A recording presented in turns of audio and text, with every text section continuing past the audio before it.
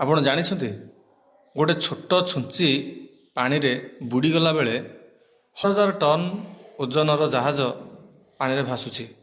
କେମିତି? ବୈଜ୍ଞାନିକମାନେ ପିଲାଙ୍କ ପାଠପଢ଼ା ବହିରେ ତାର ଉତ୍ତର ଦେଇ ଦେଇଛନ୍ତି, ହେଲେ ଜୀବନରେ ଆମେ ତାକୁ କେବେ ବ୍ୟବହାର କରୁନେ। ମୁଁ କହୁଛି ଶୁଣ। ଜାହାଜଟି ପାଣିରେ ଭାସୁଛି କାହିଁକି ନା ପାଣି ଉପରେ ଜାହାଜଟି ଅଛି।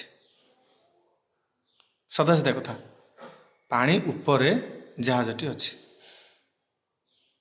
ଯେଉଁଦିନ ଜାହାଜରେ ଗୋଟେ ଛିଦ୍ର ବା କଣା ହେଇଯିବ ବା ଜାହାଜ ଉପରେ ପାଣି ହେଇଯିବ, ସେଇଦିନ ଜାହାଜଟି ବୁଡ଼ିଯିବ।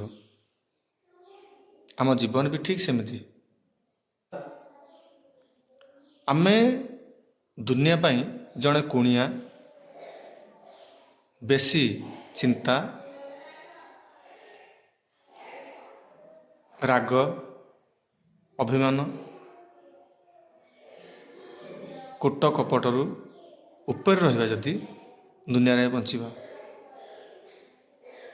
ଯେଉଁଦିନ ସେସବୁ ଜିନିଷ ଆମ ମନର ଛିଦ୍ର ଦେଇ ଆମ ଶରୀର ଭିତରକୁ ପ୍ରବେଶ କଲା, ଅର୍ଥାତ୍ ଦୁନିଆକୁ ଆମେ ସବୁଦିନ ପାଇଁ ନିଜର କରିବା ପାଇଁ ଚେଷ୍ଟା କରିବା, ଆମେ ବୁଡ଼ିଯିବା।